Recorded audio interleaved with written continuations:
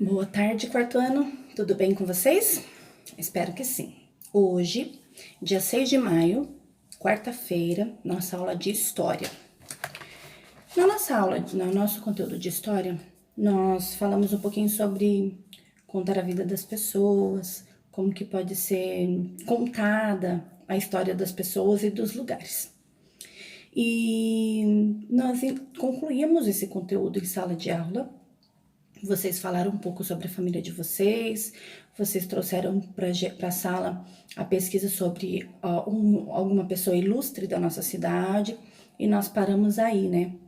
A gente estava conversando e colocando no caderno de história o personagem que cada um trouxe. Isso a gente pode retomar quando voltar para conversar um pouquinho mais. E então, para a gente rever esse conteúdo, eu tô com o livro de vocês, e aqui mostra um pouquinho sobre antigamente e as fotografias, né, que eram em preto e branco, e nós tínhamos que analisar muito como era a característica do tempo, como eram as roupas, como era o modo deles, como eles se vestiam, a forma de comportamento, homens e mulheres, crianças, e com o passar do tempo, os dias de hoje. E tá muito mais prático agora a gente conhecer a vida das pessoas e a vida dos lugares. Por conta da internet, imagens, vídeos, né? Que é muito mais atrativo. Então, só pra gente recordar, alguns documentos que contam a história das pessoas. O primeiro deles, e o que já sai da maternidade com uma criança, é a certidão de nascimento, certo?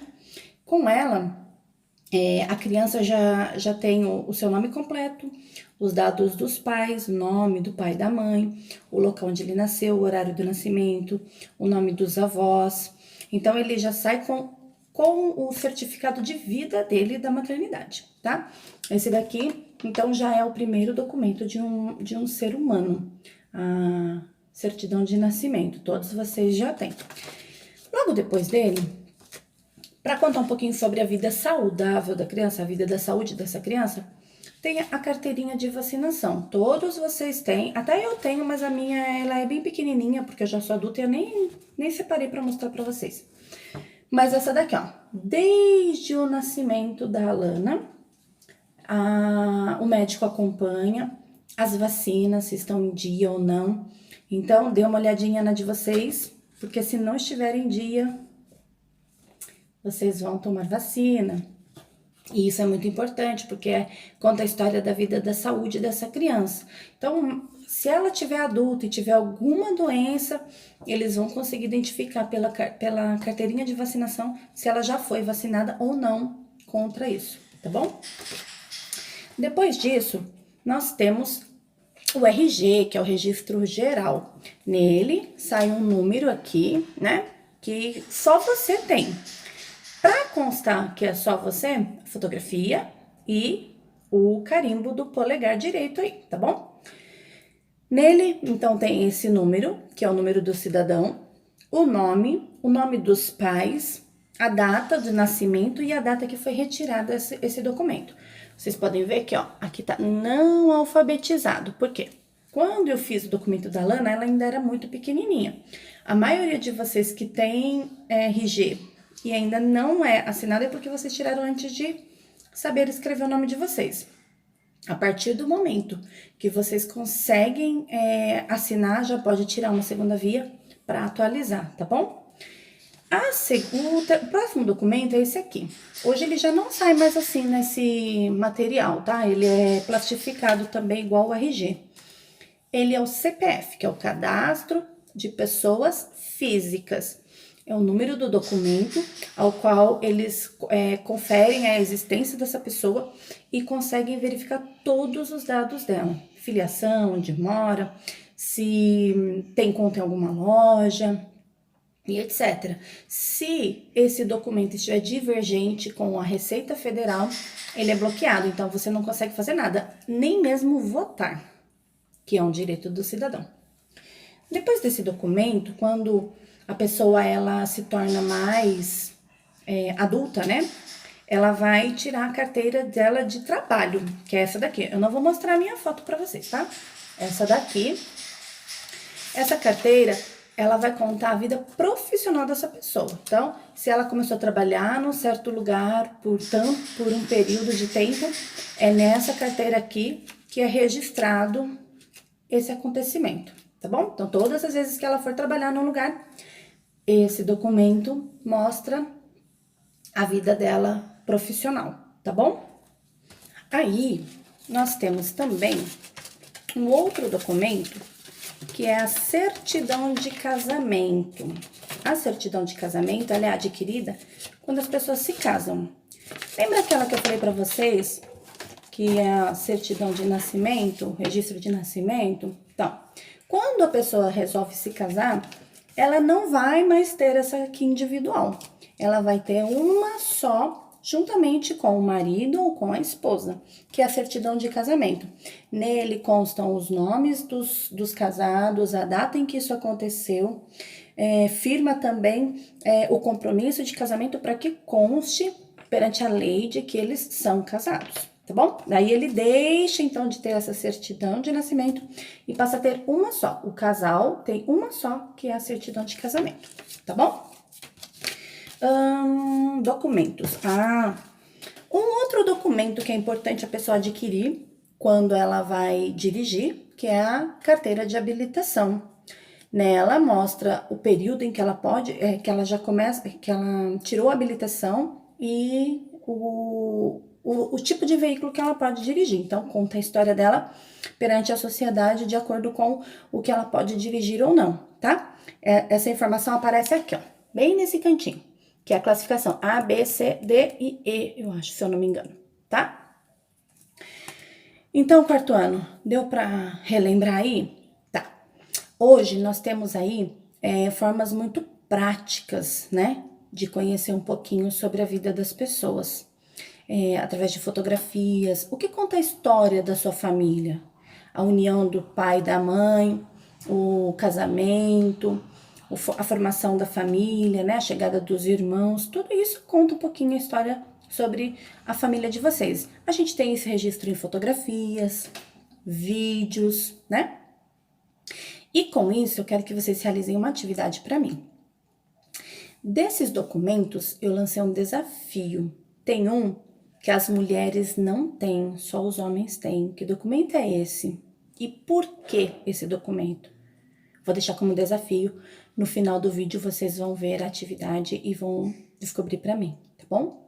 Qual é o documento que eu não falei a respeito dos homens e por que esse documento, tá bom? Sobre a linha do tempo, eu quero que vocês realizem uma atividade contando sobre você. Você, Pedro, você, Sara, você, Luiz Miguel. Eu quero conhecer um pouquinho mais sobre você, Júlia, Isabelle, Mariana, Adrian, Manuela, Giovana. Eu quero saber um pouco mais sobre você, Raíssa, Davi, Victória, porque a gente passou pouco tempo juntos, né? Então eu não conheço muito sobre vocês ainda. E aí é onde entra a linha do tempo. Eu fiz a minha bem básica, mas eu quero que vocês usem a criatividade de vocês e façam bem bonito, bem colorido. Se possível, coloque fotos, desenhe. A participação dos pais é importante porque enquanto você era bebê, eles é que podem contar para vocês o que aconteceu nesse período, né, da vida de vocês. A minha, eu fiz rapidinha, bem simplificada, porque eu tenho muitos anos de vida. Vocês ainda não.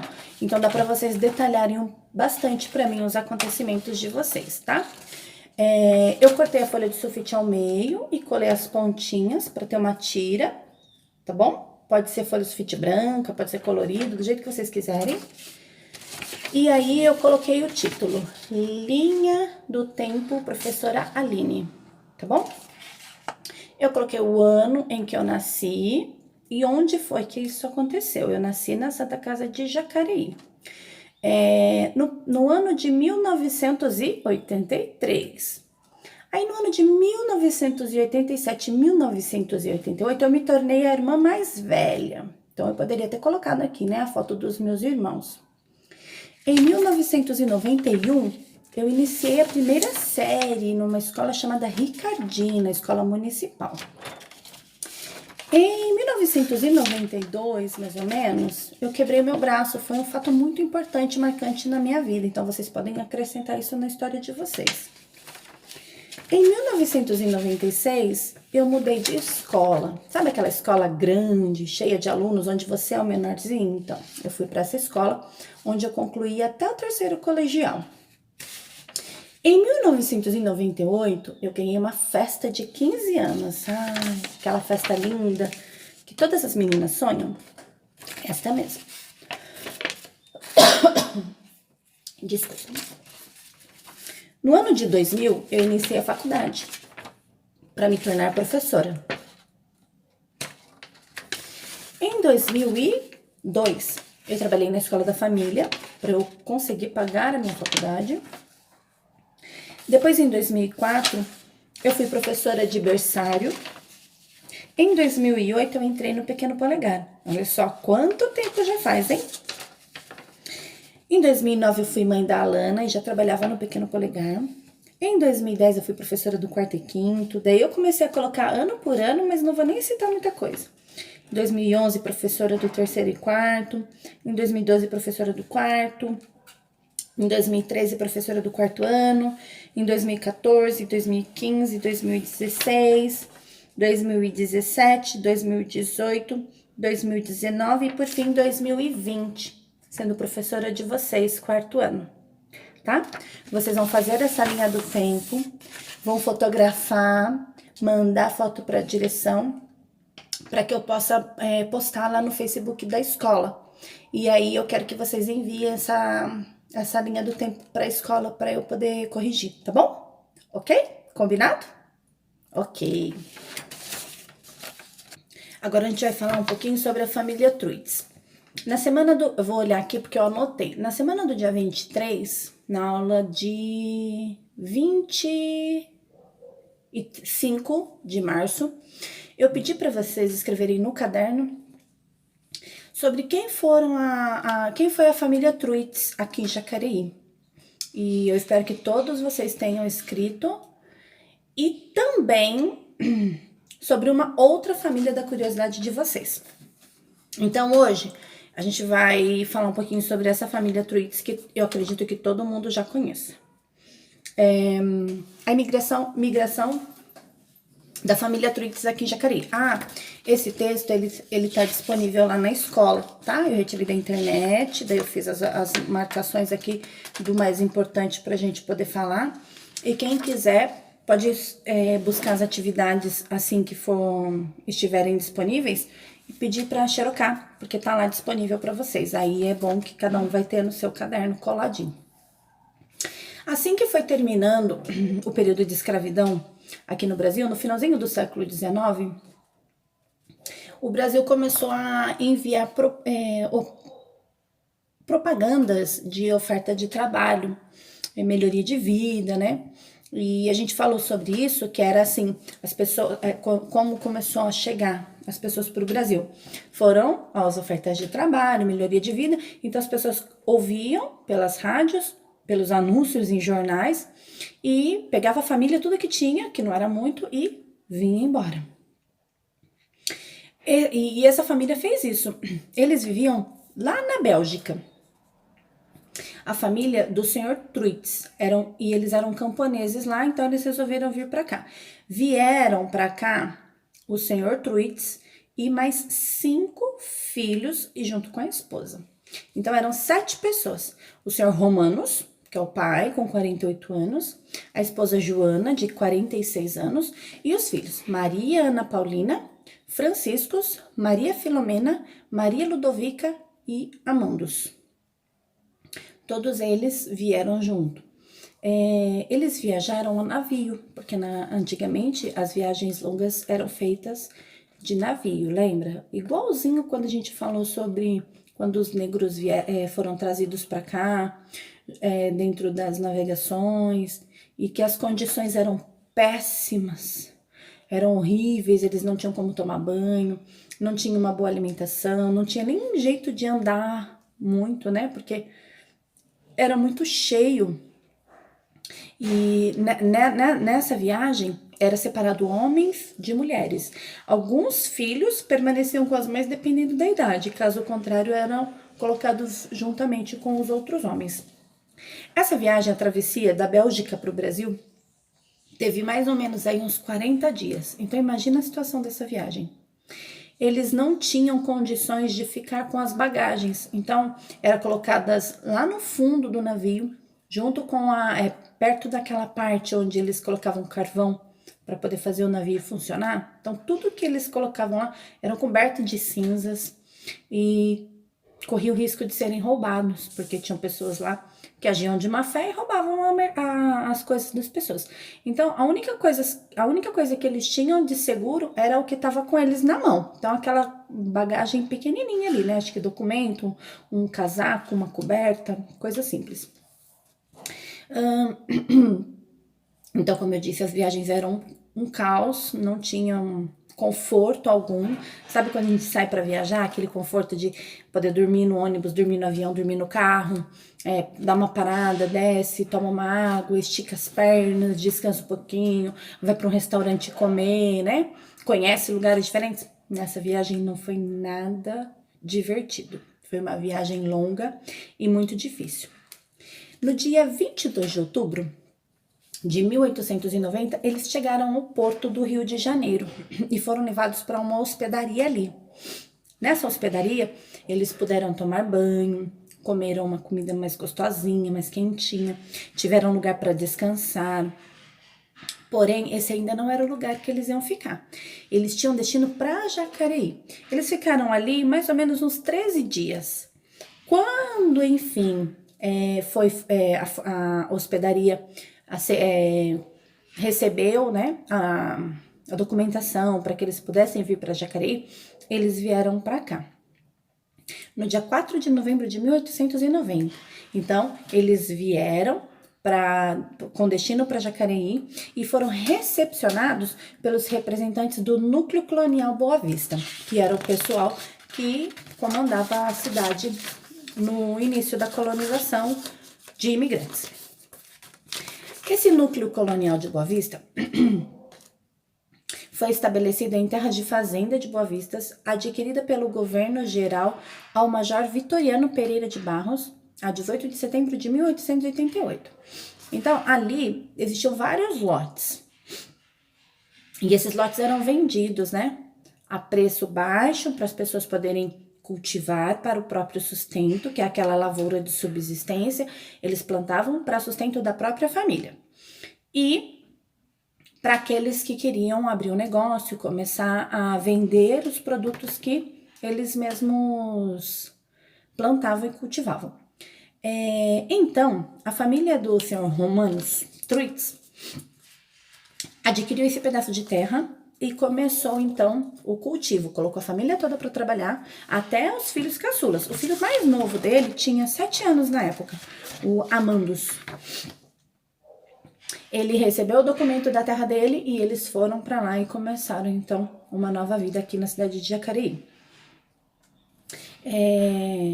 Essa família, eles eram imigrantes espontâneos. Eles vieram por livre e espontânea vontade. Então, eles tinham o direito de construir algo e trabalhar para isso e vender. Agora, existiam as pessoas que vinham... tem uma palavra aqui, na hora que eu encontrar, eu falo para vocês. Colonos que vinham obrigados, que era justamente só para trabalhar em prol de outras pessoas. Por exemplo, um fazendeiro, ele queria uma plantação de café e tinha uma família em outro país que conhecia sobre café, então ele buscava essa família para trabalhar para eles. Então, o lucro todo seria do fazendeiro. Era uma escravidão meio escondida. Deixa eu ver. Tá. Aí, então, eles receberam a terra e começaram a produzir nela para vender o produto. A família Truitz, eles eram como agricultores, eles começaram a produzir e abastecer a cidade de Jacareí com o que eles produziam. 2 anos aqui, eles já tinham arroz, batata inglesa, café, feijão e milho. No texto, dá pra gente ter a noção de quanto eles conseguiram produzir em apenas 2 anos aqui na cidade. Esse daqui é o Armando Truitz, o filho caçula, já adulto, quando ele tomou conta dos negócios do pai. O senhor Truitz, ele tinha suas técnicas, né, de agricultura, e ele começou então a fabricar a farinha de milho e de mandioca utilizando uma força mecânica. Sabe aqueles moinhos que mostram em filmes? Que é uma roda assim no rio, pega água, sobe, desce, sabe? Então, o filho dele, ele tinha desenhado um estilo desse daí no chão e pensou que poderia ser uma boa ideia. Então, eles criaram a roda d'água para poder fazer a moenda da farinha de milho e mandioca, tá bom? Então, eles começaram a produzir esse tipo de farinha e aí começaram a vender. E já com um grande progresso aqui na cidade, eles abriram uma loja em São José. A cidade de São José é uma cidade vizinha da nossa, e eles começaram então a produzir para essa cidade também. Em 7 de novembro de 1906, a dona Joana, a esposa do senhor Truitz, ela faleceu de pneumonia. E aí, com isso, o senhor Romanos ficou muito triste. E ele decidiu, então, voltar para a Bélgica. Ele foi viver junto com a filha dele, a mais velha, que já tinha uma família lá quando eles vieram para cá e não quis vir. Ele resolveu ir para lá e deixou os outros filhos aqui. A dona Joana, ela tá enterrada no Campo da Saudade, naquele cemitério que tem na 9 de julho, aqui em Jacareí. Então, ela tá enterrada ali, ela foi enterrada ali, e o senhor Romanos foi embora para a Bélgica encontrar a filha mais velha. Lá, ele tinha um irmão que tinha 2 filhos, então ele começou a se envolver muito com esse irmão e os 2 sobrinhos dele. Um dos sobrinhos era caçador, então ele, no finalzinho da carreira dele, ele se tornou caçador também, mas ele não voltou mais para o Brasil. Lá ele ficou bem velhinho e morreu. Os médicos não dizem qual foi a causa da morte dele, mas ao que tudo indica, foi velhice mesmo. Os filhos do senhor Romanos continuou aqui com os negócios deles. Eles ficaram, construíram família, se casaram. Um dos filhos se casou com uma imigrante espanhola. E as filhas também se casaram, mas quem mais tocava o negócio dos pais foram os 2 filhos, o Francisco e o Armandos, com os negócios do pai. O que ficou muito conhecido da família Truitz aqui na cidade de Jacareí foi a produção de café. O café Truitz.